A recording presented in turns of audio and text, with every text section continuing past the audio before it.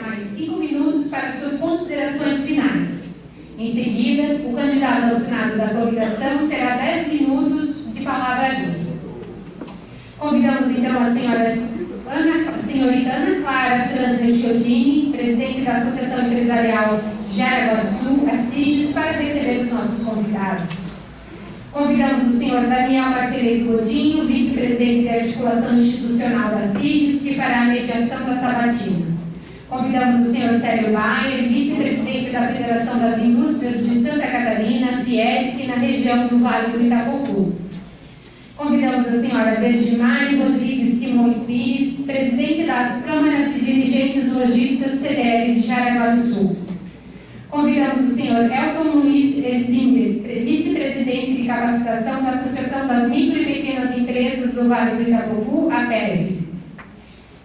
Convidamos para compor a mesa o candidato ao governo do Estado, o senhor Jean Loureiro, do Partido União Brasil. Jean Marques Loureiro tem 49 anos e nasceu em Florianópolis, é advogado, administrador e político filiado à União Brasil. Formado em Direito pela UFSC e em Administração pela Universidade do Vale do Itajaí, Univar. É mestre em Engenharia de Produção pela UFSC. Iniciou sua trajetória política em 1992 ao candidatar-se pela primeira vez ao cargo de vereador em Florianópolis, sendo reeleito em 1996, 2000, 2004 e 2008. Em 2010, foi eleito como suplente à Câmara dos Deputados e, em 2014, elegeu-se deputado estadual. E, em 2016, elegeu-se prefeito de Florianópolis, sendo reeleito em 2020. Convidamos também o senhor Ivandro de Souza, candidato a suplente do candidato Raimundo Colombo. Ivandro tem 52 anos, é do União Brasil, empresário da área da construção civil. Muito obrigada pela presença de todos. Convidamos a senhorita Ana Clara Franzen Chiodini, presidente da ACIDES, para suas considerações iniciais. Boa noite, obrigada, candidato Jean, pela presença. Ivandro, nós estivemos juntos quase 10 dias, agradecemos a sua presença aqui, o senhor que é da região, né? Então é a suplente que nos representa aqui por ser da região norte do estado. Nosso evento hoje conta com um público mais restrito, é um evento fechado, com as diretorias das entidades que hoje são anfitriões.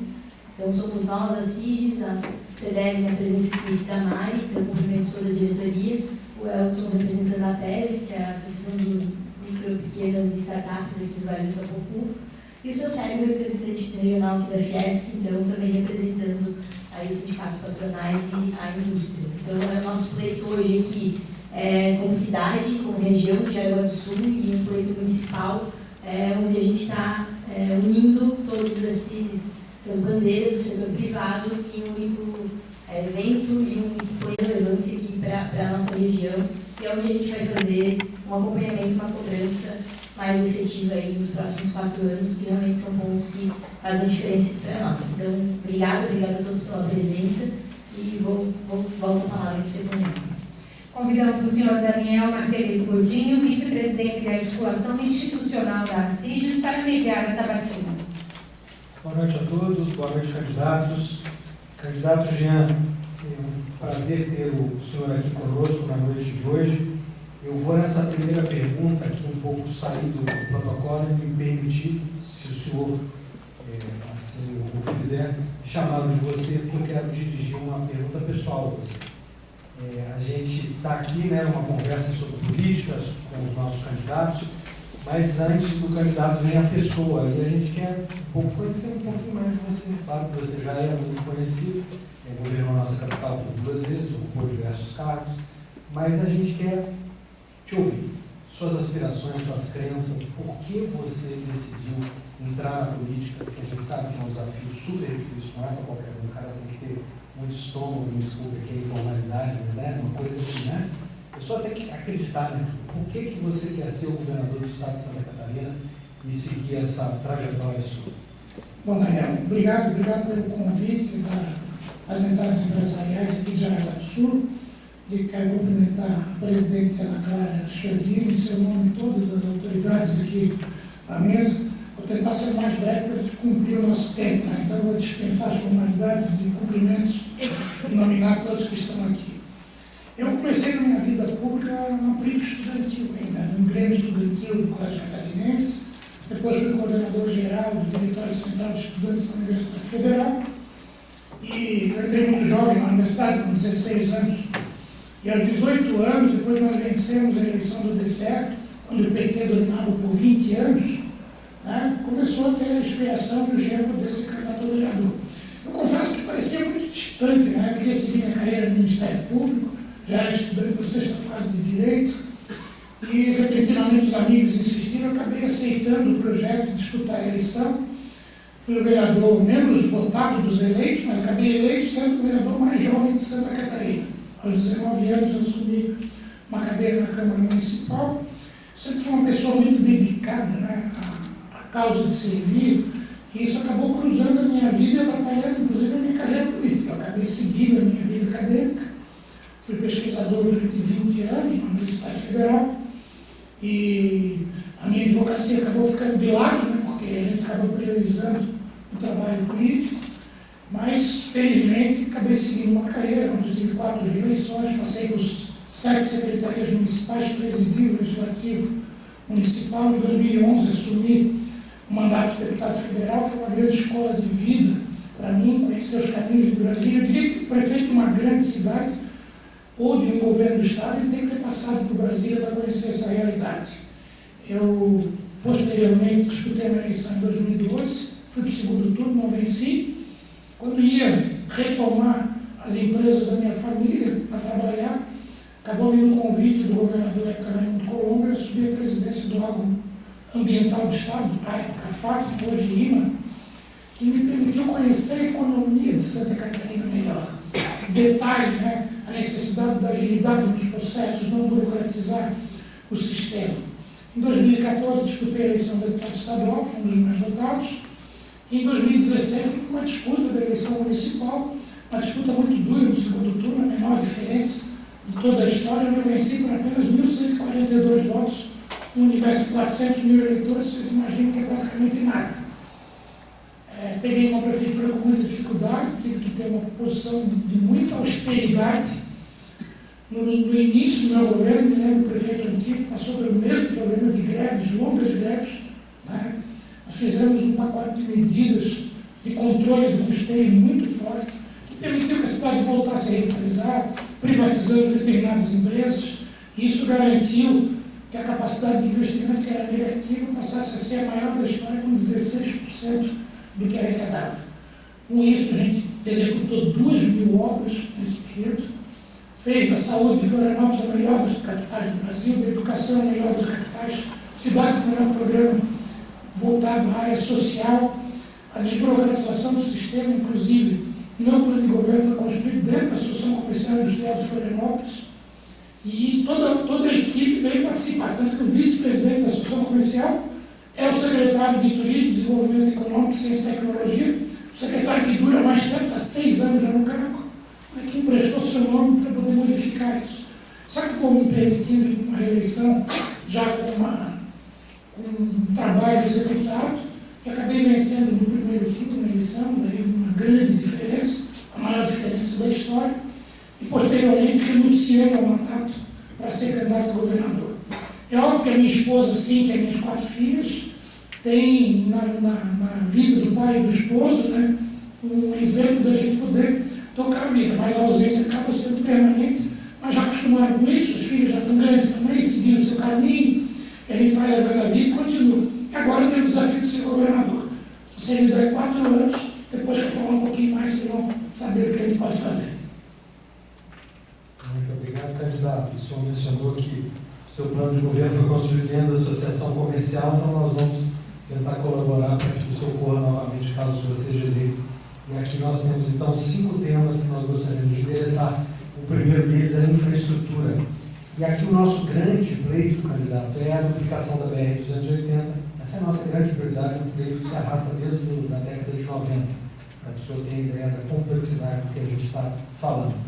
Nós temos um trecho estadual de cerca de 9 quilômetros, em que houve avanços nos últimos anos, nós temos que registrar isso. O que nós precisamos agora é, de fato, concluir definitivamente essa obra no trecho estadual. Mas no trecho federal, de fato, aí nós continuamos com um gargalo muito, muito grande, com diversos atrasos, paralisações, e essa obra se arrasta a passos muito lentos e travam todo o desenvolvimento aqui da nossa região. Nós temos portos aqui a 100 quilômetros, portos, né, que estado para dizer isso, né, gente? Do nosso município, da nossa região, não podemos acessá-los ou acessamos com muita dificuldade por causa desse gargalo. Além da BR-280, repito, nossa grande prioridade, nós temos a questão da rodovia da SC-108, que também é uma alternativa para melhorar o fluxo em direção à região do Vale do Itajaí. E aqui nós temos em especial uma visão sobre o trecho de 15 quilômetros entre Guaramirim e Massaranduba, que nos atravancam bastante. Então, os nossos pleitos, concretamente, candidatos, são alteração, aceleração e conclusão da duplicação da BR-280. Aqui nós temos um foco no trecho entre Corupá e a BR-101. Não adianta a gente querer fazer tudo ao mesmo tempo, pelo menos é a visão aqui dessa casa, né? Nós devemos priorizar, e esse é um trecho que já começou, e também as obras ali na SC-108. Qual é a sua visão sobre o tema? Qual o compromisso que o senhor pode firmar conosco a respeito dessas prioridades? Eu venho aqui falar de 4 obras fundamentais, um pouquinho além, tentando no meu tempo aí otimizar. A 280, já falada pelo Daniel aqui, a SC-108, mas vou falar um pouquinho da SC-110, que tem a ligação, e também do contorno viário oeste. Eu acho que forma uma discussão do sistema viário de toda a região em torno de Jaraguá do Sul, sua ligação com o Médio Vale do Itajaí e sua ligação, inclusive, com o norte também, na SC-108. Primeiro, 280 é a necessidade de acelerar a obra, seja na parte estadual, onde as obras de arte ainda precisam ser executadas, né, como na parte federal. Isso é um compromisso que nós vamos ter de buscar da celeridade na obra. Eu volto a dizer, o Estado ele acaba sendo muito lento nas contratações, e eu vou falar das obras de maneira geral. O Estado ele adotou uma metodologia de licitar projeto por projeto em cada obra. Isso atrasa muito a execução, porque quando ele toma a decisão política de fazer, ele lança o edital de licitação do projeto de engenharia. Tem o certame que demora de 3 a 6 meses. Aí vem uma empresa, geralmente uma empresa menor, porque é um valor menor do projeto. Apresenta, às vezes, um projeto com defeito, uma planilha não atualizada. Isso vai para o processo de licitação da obra. Tem deficiência. Só para ter uma ideia, nos últimos meses, 44 licitações do governo do Estado, 40 deram deserto, nenhuma empresa apareceu para querer fazer a obra. E 4 delas foram suspensas. E não conseguiu dar uma ordem de serviço das novas licitações. Isso representa 2 bilhões e 600 milhões de investimentos que está parado lá e não consegue fazer. Em Florianópolis eu fiz um projeto, uma licitação global de projeto, um contrato guarda-chuva, onde eu dou a de serviço imediato para cada obra e executo o projeto. Quando a gente executa mais de 1.000 obras de infraestrutura, foram 2.000 obras ao todo. Mas só a pavimentação de ruas foram 1.000. São 300 quilômetros de asfalto em uma única cidade. Se eu não tivesse essa metodologia, eu não tinha como se executar. Então, isso se faz pelo problema da SC-108. Se nós formos ver, o trecho de Guaramirim até Massaranduba é um primeiro trecho. Ele não supera a necessidade. A necessidade de poder fazer a duplicação até Blumenau, que é o trecho mais correto, porque você não vai afunilar, vai continuar o mesmo problema. Mas a gente esquece do acesso norte da SC-108 até Joinville, que faz o grande eixo ligando aos portos catarinenses e toda a produção do Médio Vale.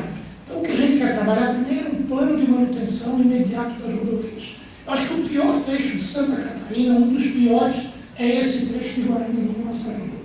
Né? Vocês passam por ali com mais frequência, sabem do que eu estou falando.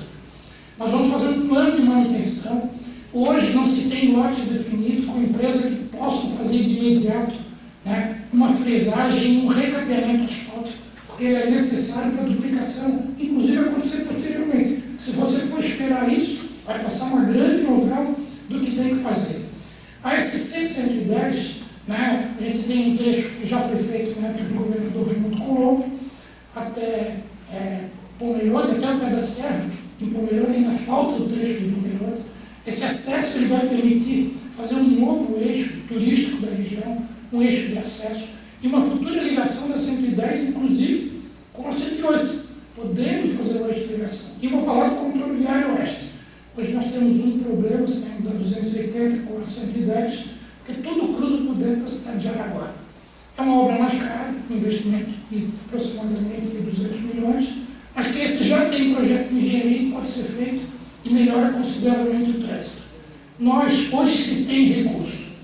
Eu não estou falando nem do recurso próprio, hoje tem capacidade de endividamento, hoje você tem condição de contrair financiamento. Florianópolis, quando assumiu, não podia fazer nada. Nosso rate na Secretaria do Tesouro Nacional era C-. Hoje é AAA positivo.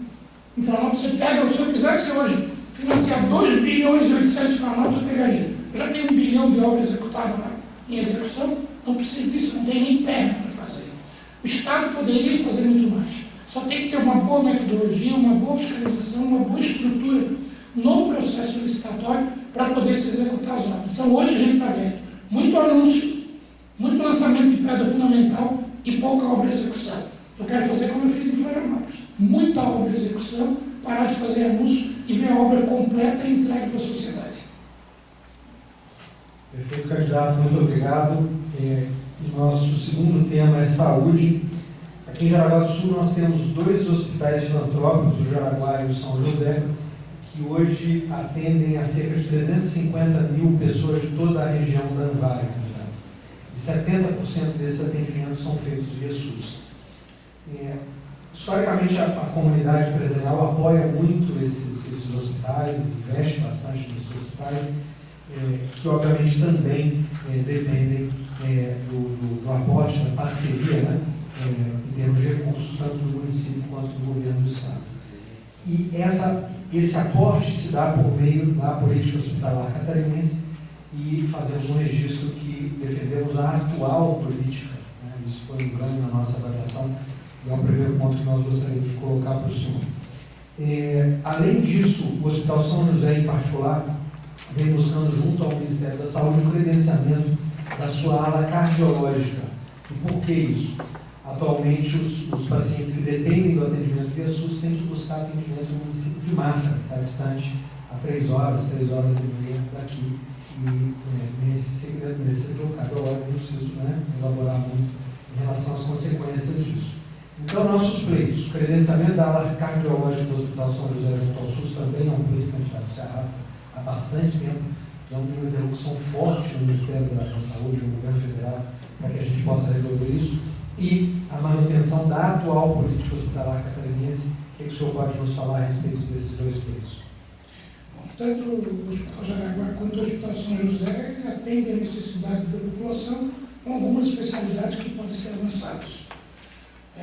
O Hospital São José, em particular, é um hospital filantrópico modelo para Santa Catarina. Nós temos mais de 150, todos 152 hospitais filantrópicos de Santa Catarina. Talvez um dos melhores modelos de gestão seja o do Hospital São José. Para muitos que criticam, que vai fechar o hospital, que não tem condição de fazer, ele consegue buscar uma sustentabilidade, também pelo envolvimento da comunidade empresarial, que participa muito ativamente e entende isso como um patrimônio da sociedade de Jaraguá e que pode atuar. Eu presidi o Consórcio Nacional de Saúde dos Municípios Brasileiros. Inclusive, Jaraguá faz parte desse consórcio. São 2.550 municípios. Os prefeitos dessa cidade administram 150 milhões de habitantes. Durante um ano, eu tive reuniões toda semana no Ministério da Saúde. Eu sei como funciona o Ministério da Saúde. Hoje, a habilitação de uma área cardiológica, se for enviado e simplesmente deixar parado lá, ele não tramita lá. Não adianta tirar foto com o ministro. Você tem que trabalhar diretamente com o secretário executivo, que cuida das habilitações. É com ele que tem que ser tratado cada detalhamento. Eu falei da foto porque ele vai lá, tira a foto, não sai nada do lugar. O ministro não tem tempo. Quem cuida disso sempre é o secretário executivo. É com ele que se garante as habilitações. A Secretaria Nacional de Credenciamento trabalha sob supervisão dele. É ele que garante prioridades do que pode fazer, a disponibilidade financeira para as habilitações e daí os recursos ser passados para viabilizar. Porque se abrir sem a habilitação, praticamente torna impossível, não atende pelo SUS, não tem como ser feito isso. Fora isso, a necessidade dos equipamentos. A gente sabe que já teve, inclusive, emendas para se comprar equipamentos de cardiologia dos parlamentares, se não me engano, do deputado Vicente, aqui para poder garantir isso. E nós vamos trabalhar. Eu vou trabalhar diretamente no Ministério da Saúde, cuidando das habilitações dos hospitais de Santa Catarina.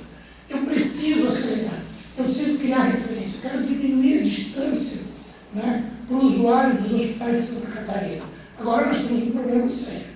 Nós temos hoje 140 mil pessoas aguardando para fazer cirurgia eletiva em todas as regiões de Santa Catarina.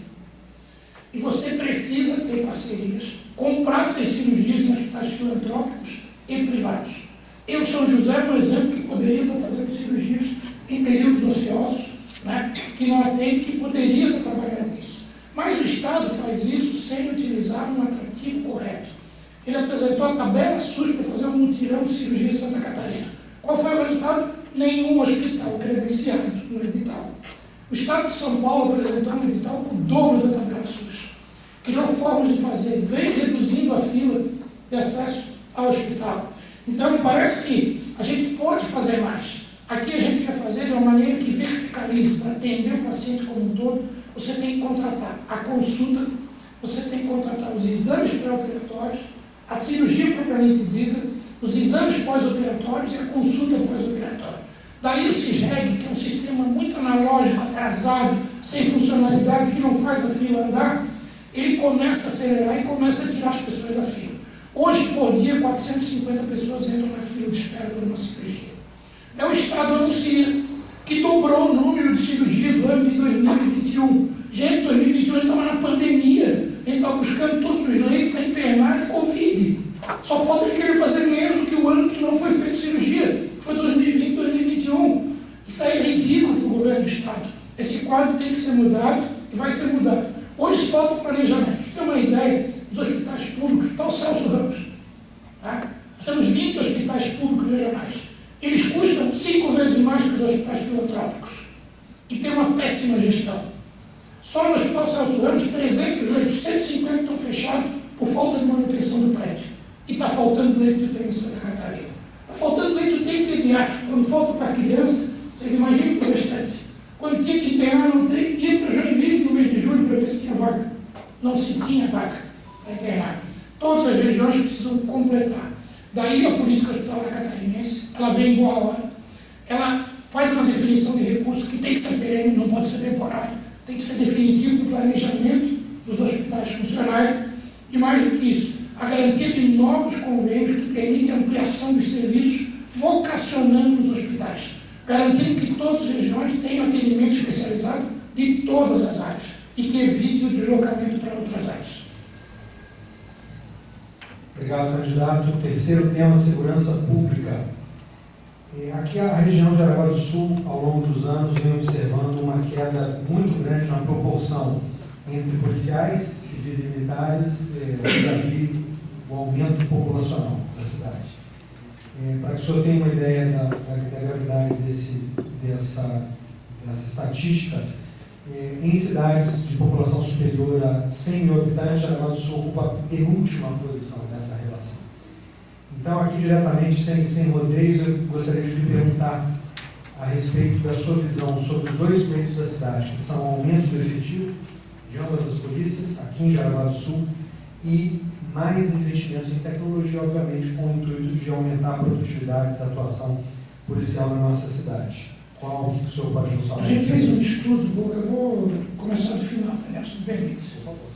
O secretário de Segurança de Florianópolis é o Coronel Araújo Gomes, que já foi secretário, foi comandante-geral da polícia e o secretário que respondia naquele revezamento lá, quando a Polícia Militar foi secretário de Estado. A gente fez um planejamento na área de tecnologia, com identificação visual, com câmeras de monitoramento, com capacidade de avançar. A gente percebe que o Estado avançou, mas ainda está muito atrasado em novas tecnologias que podem surgir. A gente tem aqui da Jopem, representante da startup, se não me engano, a PEC, desculpa. Né? Hoje nós temos startups que estão fazendo modelos para segurança que podem ser implementados com grandes resultados. Esses gêniozinhos da tecnologia que ficam trabalhando, eu quero ser investidor anjo o tempo inteiro para ganhar dinheiro.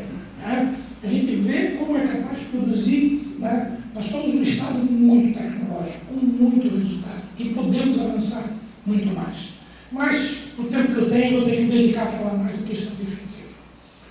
Hoje, Hoje, o 14º Batalhão de Polícia Militar está com em torno de 180 policiais operacionais para atender 5 municípios da região. Com a central de atendimento, teria que ter mais uns 20, pode chegar perto de 200.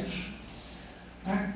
Jaraguá, o 14º já teve 230 homens. Ele tem menos do que teve há 4 anos atrás. Se continuar do atual modelo, ele vai ter menos daqui a 2 anos. A previsão de aposentadoria em 2023 é maior do que é possível se chamar no Estado. Hoje o Estado tem capacidade de treinar e capacitar 500 policiais militares por semestre, se dá 1.000 por ano. O governo Raimundo Colombo chamou no seu governo 5.500 policiais militares. O governo Moisés chamou 1.000 nos 4 anos. Isso gerou uma defasagem muito grande, que algumas regiões, como a região de Jaraguá do Sul e a região de Balneário Camboriú, foram as mais atingidas, onde se tem a menor proporção de policiais militares por habitante. Nós temos que modificar o quadro, emitir novos formatos como contratações temporárias, ampliar a capacidade dos cursos e efetivamente mudar a política de efetivo. Sem ostensividade não se garante um resultado e não se garante a sensação de segurança. Porque os índices de criminalidade vêm diminuindo, mas a sensação de segurança vem piorando. Porque eu dou um prêmio para quem encontrar um policial militar na rua, fazendo uma ronda. Não existe mais isso. O comércio se sente seguro, né? As pessoas se sentem seguras. E tem um outro problema que é a Polícia Civil. A Polícia Civil vem reduzindo drasticamente os seus recursos humanos. Isso vem diminuindo o percentual de inquéritos que estão se efetivando e transformando em ações penais. O que o criminoso está analisando em Santa Catarina hoje? A impunidade prevalecendo. Não tem problema em cometer o crime, não tem inquérito, eu não sou condenado, eu posso rescindir à vontade, que isso não vai acontecer. Tanto que tanto a Polícia Civil quanto a Polícia Militar cessaram o relacionamento com o governo do Estado. Hoje não existe diálogo nas instituições. Isso vem piorando cada vez mais. Não adianta dizer que está com a arma do FBI, se esse policial está insatisfeito, se o número dele é insuficiente para poder combater. Hoje o problema não é falta de viatura aqui em Jaraguá do Sul. Viatura se tem. O que falta, na verdade, é o material humano. É o policial, a policial militar, para poder atender e modificar o quadro. Daí, combinado com o uso da tecnologia, nós poderíamos ter um outro resultado efetivo, trazendo uma sensação de segurança para a região. Hoje também não se tem um critério de distribuição dos policiais concursados. Esse critério iria beneficiar mais Jaraguá. O governador recebeu uma pressão de vou mandar um policial para cada cidade do estado. Gente, mas tem lugar que não precisava, que foi um policial, então já foi 300. Se tinha 500, sobrou só 200 para poder trabalhar nos índices corretos. Daí o que acontece? Acaba tendo prejuízo de alguns em detrimento de outros, que talvez não fosse necessário. Meu compromisso é ter critérios técnicos para trabalhar nessa área, como eu já fiz com o prefeito e como eu vou fazer com o governador. Excelente candidato, muito obrigado. Educação, próximo tema. As empresas da nossa região são reconhecidas por investimentos, um forte viés tecnológico, ênfase em inovação, mas temos sentido nos últimos anos um gargalo muito grande relacionado a uma oferta mais básica ligada à educação profissionalizante. No nosso pleito, concretamente nessa área, a ampliação da oferta de cursos profissionalizantes na região. Como governador do Estado, o que pode ser feito para se viabilizar o aumento de ensino técnico e programas de educação profissionalizante? Vou trabalhar em 3 frentes aqui. Primeiro, nos cursos de qualificação, depois a universidade com curso de pequena duração, depois um novo modelo de ensino médio para se trabalhar. Né? Lá em Florianópolis foi engraçado. Eu tinha uma inveja sadia de Jaraguá do Sul, de Joinville, porque quando eu apresentava a lista de cidades que mais empregavam, Florianópolis estava sempre em último lugar entre as 10 maiores cidades. E a gente, como é que tem que modificar esse quadro? Aí chegamos à conclusão: capacitar, capacitar, capacitar. Faltava mão de obra e tinha desempregado na mesma cidade. Né? E quando a gente fez isso, em conjunto com o plano de Juros Zero Floripa, que atendeu não apenas o microempreendedor individual, mas o microempreendedor, avançando para outras categorias, né? A gente começou a ter um resultado efetivo.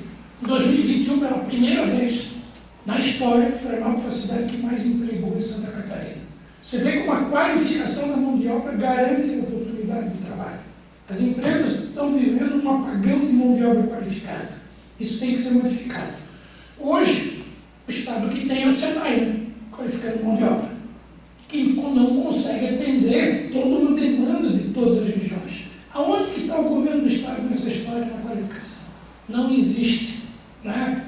O governo tem que fazer primeiro um diagnóstico regional e depois do diagnóstico regional garantir efetivamente que faça o curso relacionado ao que o mercado de trabalho quer. Vou dar um exemplo prático de Florianópolis. Em determinado momento ofereceram um curso para 100 cabeleireiros em Florianópolis. A gente analisou o mercado, estava estagnado, não precisava de cabeleireiro no mercado.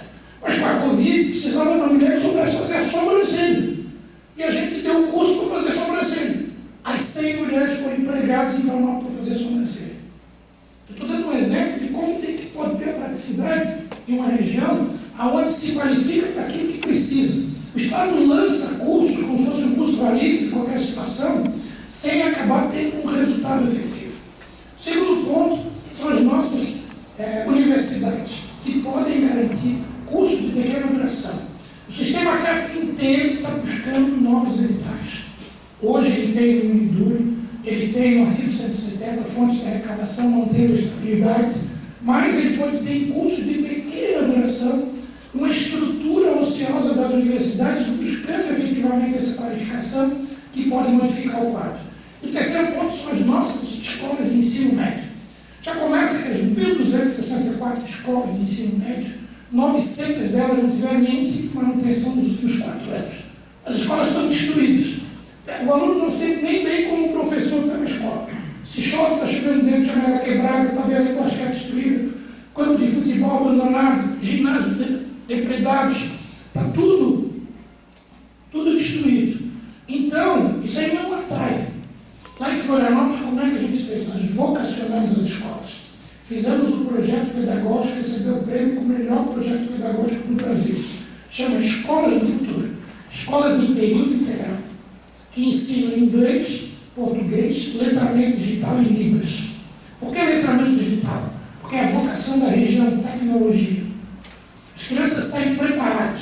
Elas têm aulas de robótica, artes avançadas. Todas as escolas do município têm ar-condicionado em todas as salas de aula, computadores, louça digital, merenda, que é a melhor merenda do Brasil, cada escola com o seu nutricionista acompanhando. Ou seja, a criança e o adolescente, ele está atraído para a escola. Hoje o ensino médio está formando uma região de desempregados.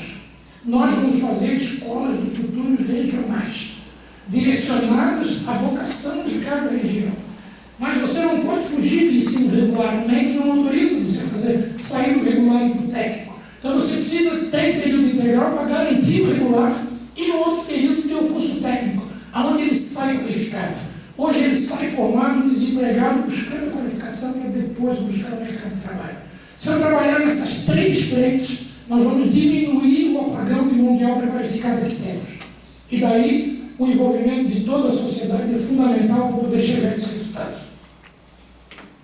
Muito obrigado, candidato. Estou cumprindo plenamente o horário da minha amiga aqui, não furei nenhuma vez. Fantástico. Vamos lá, vamos seguir para o nosso 5º tema, desenvolvimento econômico. E aqui nós gostaríamos de chamar a sua atenção, candidato, para o Programa de Desenvolvimento da Empresa Catarinense, o PRODEC, um programa já tradicional, e que nós temos aqui na casa uma avaliação muito positiva. Né? Hoje ele é voltado à indústria, e a indústria, de fato, considera esse programa muito importante para o desenvolvimento do Estado. E o nosso pleito aqui, concretamente, é uma avaliação do senhor a respeito da possibilidade de inclusão do comércio também neste programa, e de forma mais ampla, caso não seja possível a inclusão via PRODEC, se haveria algum outro mecanismo que o senhor imagina ou já tenha planejado que possa favorecer, que possa oferecer ao setor do comércio as mesmas vantagens e oportunidades que o próprio emprego nos traz. Bom, a se reconhecer ações positivas. O PRODEC já vem há muito tempo acontecendo. Ele é um programa de sucesso. É um programa vinculado à Secretaria de Desenvolvimento Econômico e Sustentável, através da Diretoria de Empreendedoria e Competitividade do Governo do Estado. Ele é um programa de sucesso porque ele posterga o pagamento do ICMS, garante até 100% do projeto, desde que não ultrapasse 75% do valor do ICMS, e garante o pagamento em até 300 meses desse valor, com uma carência de até 48 meses. Você não encontra um outro formato de estímulo, né, a esses equipamentos industriais produtivos, não vai ter um programa melhor que esse. O problema é que ele atende a indústria e não atende o comércio. Nós fizemos uma avaliação, na nossa avaliação, não é ampliação do Prodec, é um novo com características próprias do comércio. Nós não temos um modelo formulado ainda, mas a gente de Florianópolis conseguiu fazer experiências positivas no comércio, né? Inclusive, quando adentrou o programa Júlio Zé Floripa, a gente viu o que é possível fazer, aportando, a gente não conseguiu ter a legislação para postergar o pagamento de imposto, porque muitos deles, às vezes, não tinham impostos municipais, tinham impostos estaduais, e eu não tinha competência como prefeito de fazer isso. Então, a gente deu o recurso, né? Deu o prazo de carência, ele paga as 12 parcelas, e a 13ª e a 14ª, quem paga é a prefeitura, que é o juro, então ele não paga juro nenhum. Havia 3 mil empresas que adotaram esse sistema para poder fazer. Então a gente está estudando ainda, a gente não tem formato, confesso, completo, mas o mesmo modelo do Prodec que a gente vai fazer para o comércio, implementar. Quando eu vi a pauta, eu fiquei até feliz, porque é um estímulo de sucesso. Você garante a geração de mais emprego. No Júlio Zé de Floripa, a segunda tomada era obrigada a garantir a geração de mais emprego. Eu tive pelo menos 1.000 empresas que geraram mais emprego. Pode ser um motoboy contratado, pode ser a lavadeira contratada, pode ser, mas foi gerando e assim foi dando oportunidades às pequenas empresas de ter o resultado.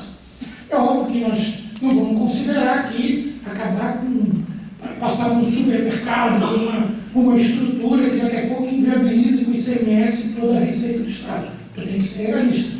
Vamos fazer um programa de estímulo dentro da capacidade do governo do Estado, mas o comércio vai ter um programa de desenvolvimento econômico para ser implementado com estímulo também do custo.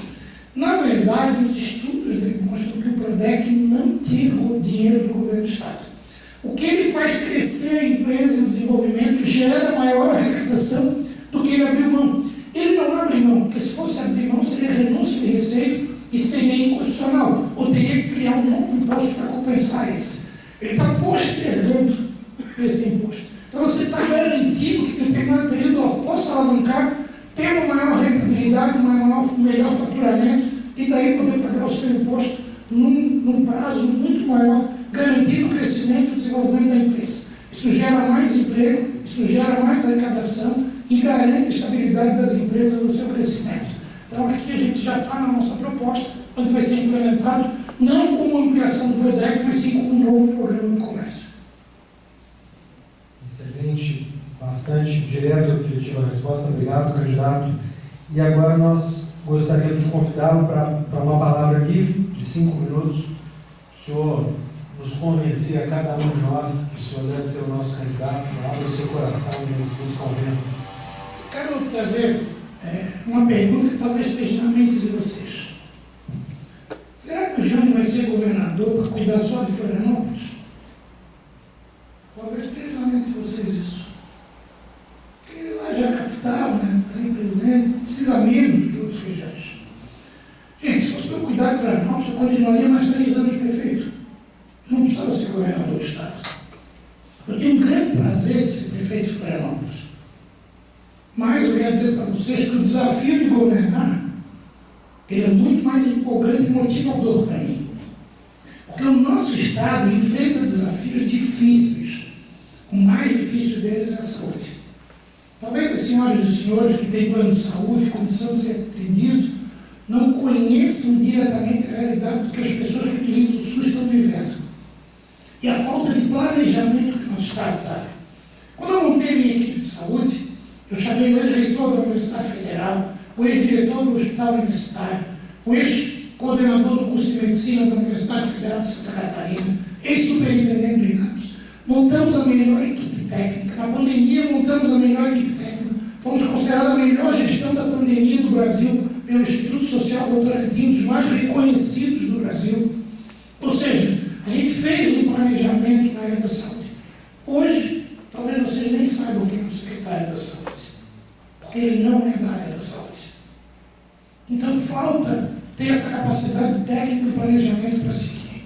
O segundo problema é a infraestrutura, que vocês conhecem as realidades e que tem que ser modificado quadro. O terceiro, que não é falado, que abordaram aqui, que é o apagão de mão de obra. O quarto é a educação, nossa educação está deixada de lado. Ou seja, nós temos grandes desafios na frente que o governador tem que estar preparado. A minha candidatura é uma candidatura de renovação. Mas essa renovação é com experiência administrativa de quem fez 2.000 obras, de quem revolucionou uma cidade, que saiu com 87% da aprovação da sua cidade. Eu não vou brincar de ser governador. Né? E eu sou que nem vocês, a qual cedo trabalho muito e durmo tarde. Não tem essa visão de que lá de Florianópolis não trabalha não. Porque eu botei a turma para trabalhar. Lá minha reunião no colegiado é 6 horas da manhã. E 6 horas eu chavei a porta e não entra mais. Não tem sábado, não tem domingo. Tem um jeito que não existiu. Teve uma mulher que ligou para mim: desculpa, minha família não aceita isso. Meu marido está indo embora. Ele não tem coragem de demissão, a mulher pediu demissão para ele. Mas é o estilo do governo. Nós não temos que ter esse estilo. Esse é o meu estilo de trabalhar. Como vocês viram aqui, eu sou objetivo, busco ter conhecimento das coisas, dou prazo das coisas aí, trabalho com indicadores, tenho metas muito claras na minha equipe, não funcionou cá fora. Eu trato o governo como uma empresa. E assim tem que ser. Finalizo aqui trazendo um abraço para o meu vice-governador, João Jordânia, é lá do Oeste Catarinense, um jovem de 42 anos, com 23 anos de experiência na vida pública, conhece como ninguém a máquina do Estado, vai governar 4 mãos. Eu podia talvez ter um outro partido coligado oferecendo a vaga de vice, mas saímos por uma opção técnica. E venho aqui também reforçar o pedido de voto para o Raimundo Colombo, que tem o Evandro, que é aqui de Joinville, empresário aqui do norte do estado, como seu suplente. Não preciso apresentar o Raimundo, acho que vocês conhecem a experiência que ele tem, mas falo para quem conviveu em Brasília. Em Brasília você demora 2 anos para saber como é o teu nome. Aquele mundo. Se não chega alguém que sente na mesa do poder, bata de frente, tenha conhecimento e experiência, você perde um senador para Santa Catarina. Então você precisa ter alguém com a característica do Raimundo para poder efetivamente mudar esse quadro. Eu tenho um compromisso de não ir à reeleição. Esse compromisso é um compromisso público. Por isso que eu digo, me deem 4 anos. 4 anos apenas, e eu vou transformar Santa Catarina. E peço de maneira muito humilde o voto e o apoio de todos vocês aqui. Muito obrigado a todas as entidades pelo convite formulado. Respeitando o meu horário, seguir estritamente 5 minutos de cada pergunta. Um grande abraço e Deus abençoe vocês. Muitíssimo obrigado, candidato. Vamos, antes de encerrar, obviamente, escutar o candidato a suplente no Senado, o senhor Evandro de Souza. Senhor Evandro, gostaria de escutá-lo um pouquinho, quais são as principais bandeiras dessa candidatura, e se o senhor, obviamente, puder abordar mais detidamente os temas que a gente tratou aqui, nós, obviamente, agradeceríamos. Muito obrigado, uma boa noite a todos. Eu vou começar me apresentando. Meu nome é Evandro de Souza, sou construtor, colega do Paulo, sou da Convisa Construções de Joinville. Assim como vocês todos, também tenho uma vida dedicada ao associativismo.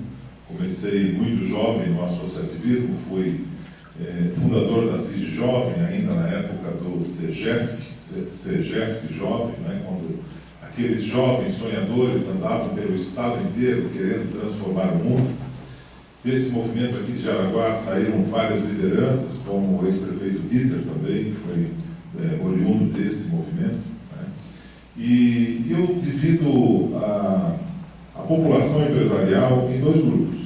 Aquele grupo que é o nosso grupo, que estamos aqui todos, numa noite como a de hoje, discutindo as questões do próximo, não somente as questões das nossas empresas, e aqueles que vão até os muros das suas empresas. E não faz que um grupo seja melhor que o outro, apenas é a minha forma de ver, é a minha forma de viver. Todos nós aqui somos pessoas que temos uma preocupação além dos nossos muros. E isso me levou desde cedo ao associativismo, a uma vida também do Sindicato da Indústria da Construção, ao voluntariado, onde a nossa região é muito forte. Jaraguá do Sul pode-se dizer que é uma cidade co-irmã de Joinville. Né? E eu fui trilhando esta vida desde cedo. Ali em 2003, quando eu tinha 33 anos, então eu fui convidado para ir para dentro do setor público como secretário de habitação do município de Joinville. Me encantei, me apaixonei com a função. É bem verdade que antes disso já tinha sido convidado, mas tudo na vida tem o seu momento, e pude então tocar a minha empresa e compartilhar o meu tempo junto com a atividade pública, como secretário de habitação, e também a atividade de construção civil. Muito bem. A atividade de construção, a atividade pública é uma atividade que era apaixonante, porque eu falava inclusive para o Jean na antessala, você trabalha ainda mais na atividade pública, porque você tem as demandas da sociedade, elas não param nunca. Às vezes até você está dentro da tua empresa, o teu cliente deixa de fazer um pedido, ou o mercado dá uma esfriadinha, você dá uma segurada no teu trabalho. Agora isso não acontece no poder público. No poder público, a sociedade quer mais saúde, quer mais educação, quer mais estrada, quer mais ponte, e assim por diante. E eu acabei me apaixonando. Um pouco depois disso eu me filiei num partido político, me filiei no PSDB, com a vinda do Fernando Henrique Cardoso na Expogestão, muitos de vocês certamente estiveram lá, e dali então eu comecei a trilhar uma vida partidária. Na última eleição de prefeito, fui candidato a prefeito de Joinville. E em 15 candidaturas, uma primeira candidatura, fiquei num honroso 5º lugar. No segundo turno apoiei o nosso prefeito, que vem do mesmo ambiente empresarial e associativista nosso, ao qual apoio até hoje, né, com ideias, projetos, volta e meia a gente senta, conversa, está discutindo. Então, estou me apresentando de uma forma a chegar no momento aqui de hoje. Muito bem, aquela eleição ali atrás, como candidato a prefeito, eu me aproximei do prefeito de Florianópolis, Jean Loureiro, a quem eu conhecia de longe, conhecia a distância, conhecia pelas suas referências. Apesar de que eu tenho 52 anos, ele tem 49, ele, lá com 18 anos de idade, foi eleito o prefeito mais jovem de Santa Catarina naquele momento, o segundo mais jovem do Brasil, e a gente participava de um grupo de jovens e já se conhecia um pouco à distância, mas quis o destino que agora a gente fosse se cruzar novamente. Muito bem. Ali conheci o Jean, então me aproximei do Jean na última eleição do prefeito, ficamos próximos, e então veio agora essa eleição majoritária para presidente da República, governador, senador, e então eu fui convidado para compor essa chapa ao lado do Raimundo Colombo. Preciso dizer para vocês que estou muito feliz, estou muito honrado, porque vejo que essa primeira suplência não é uma suplência minha, é uma suplência nossa, é uma suplência do nosso movimento associativista, é uma suplência da região, né? O Jean se apresentou aqui agora e dispensa a apresentação. Tenho certeza que vocês vão sair todos aqui hoje com uma excelente impressão dele. E se ainda faltou alguma coisa, ligue para alguém que mora em Florianópolis e peça alguma referência de como é que foi a gestão dele lá. Essa fala do Jean é uma fala que sai fácil, é uma fala que sai porque sai das realizações. Não é uma fala fake feita por um setor de marketing para estar desenvolvendo convencimento. É uma fala do que ele fez, né? E o Jean, eu vejo, e eu sou obrigado a falar um pouquinho dele, como aqueles grandes homens públicos que Santa Catarina já teve, como por exemplo o nosso Luiz Henrique, que era aqui da nossa região, que sempre nos representou muito bem, né? O Jean optou em fazer essa carreira pública. Muito bem. Voltando aqui para o Ivandro, ainda tem uns 4 minutos e 26 segundos ali. Então eu fui convidado para fazer parte dessa majoritária. Eu não iria ser candidato a deputado federal e estadual agora, embora eu tivesse sim uma candidatura pavimentada pelo número expressivo de votos que eu fiz e pelas minhas propostas que eu tive ali na condição de deputado a prefeito. Mas eu vi a possibilidade real, e eu preciso compartilhar isso com vocês, de poder colocar em prática muito dos meus sonhos e ainda mais daquilo que eu acredito que a nossa região precisa.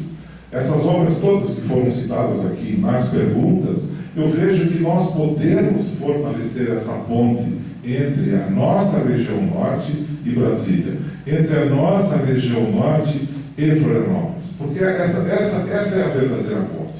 Afinal de contas, o que precisa ser criado, afinal de contas, 70% dos recursos arrecadados pelo governo ficam em Brasília. 20% ficam no Estado e apenas 10% ficam no município. Então, é necessário essa ponte.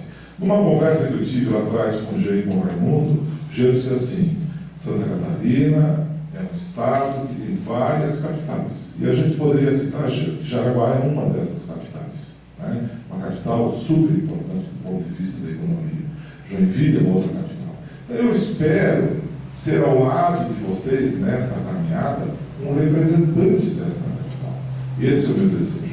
Queria ainda me apresentar dizendo que fui, e é a primeira vez talvez que eu falo isso no singular, fui o criador do imposto, do feirão do imposto. Vocês devem lembrar, o movimento que tem no Brasil inteiro, liderado pela Coragem, né? Um movimento forte, que aqui em Jaraguá recentemente teve também recebendo uma premiação. Numa noite como essa, dentro da CIG, eu tive essa visão de compartilhar com aquele grupo de jovens empreendedores esse movimento, que nunca trouxe para mim essa titularidade, primeira vez talvez que eu esteja fazendo de público, mas como eu estou me apresentando aqui, como eu estou pleiteando votos para uma chapa de majoritária liderada pelo Raimundo Colombo, é importante que vocês saibam quem está com ele. Muito bem. Qual era a intenção, qual era a ideia do feirão do imposto? Era de conscientizar a população de quem paga o imposto somos todos nós, no seu CPF. E assim tem sido no Brasil inteiro. E o que isso tem a ver com esse momento da minha fala? É muito simples. Raimundo Colombo, além de ser contra aumento de imposto, algumas coisas ele fez de redução de carga tributária do imposto dele. Então, tem essa conexão. Eu não teria necessidade de sair da minha vida empresarial, como a de vocês, para ir agora para uma candidatura, para apoiar um candidato a Senado ou um candidato a governador que não tivesse conexão com o nosso mundo. Portanto, eu quero dizer para vocês que eu estou muito contente, estou muito animado. Vejo que Santa Catarina está dando um exemplo para o Brasil em termos, inclusive, de apresentação de candidaturas ao governo do Estado, mas eu fiz a minha opção. Fiz a minha opção pelo mais experiente, por uma pessoa que eu acredito, por uma pessoa que tem dedicado a sua vida ao estudo e ao próximo e a seus serviços através da sua carreira política. É isso que eu gostaria de falar, são 48 segundos, eu estou controlando aqui, e quero me colocar, de fato eu não fiquei a lógica, eu não entendi a lógica aqui das perguntas, quanto tempo ainda vou ter, ou eu encerro agora? Encerro agora? Então eu vou encerrar me colocando à disposição de vocês, pedindo voto para o Jean no 44, pedindo voto para Raimundo Colombo no 551, porque será Jaraguá, Joinville e região, junto em Florianópolis e em Brasília. Muito obrigado a todos. Muito obrigado, candidato. Eu gostaria de agradecer imensamente a ambos pelas apresentações claríssimas. Candidato, respostas muito diretas, muito objetivas, nos ajudam realmente a entender e direcionar aqui a nossa decisão. Muito grato. E com isso eu devolvo a palavra ao cerimonial para que a gente possa encerrar o nosso encontro. Convidamos nesse momento a presidente da CIGES, Ana Clara Franzen Giordini, e o candidato ao governo, Jean Loureiro, para assinatura em conjunto do termo de compromisso com os pleitos apresentados.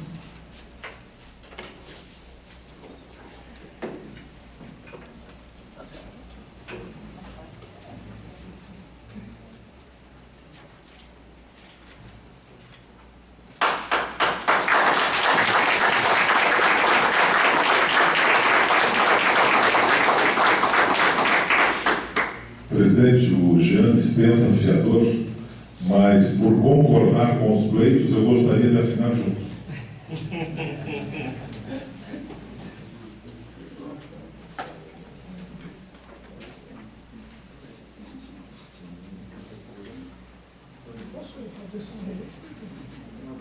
Eu só queria fazer um registro do vereador Jair Pedro, que está aqui conosco, né? Obrigado por nos acompanhar. E também o vereador Ezequiel, que é pré-candidato a deputado estadual de Guaramirim, da cidade vizinha. Só agradecendo. O Leonel, que estava aqui conosco, que não sou secretário, só fazer esse registro. Muito obrigado. Em nome das entidades que compõem o SEJAS, agradecemos a presença de todos, principalmente a dos candidatos, e desejamos uma boa noite.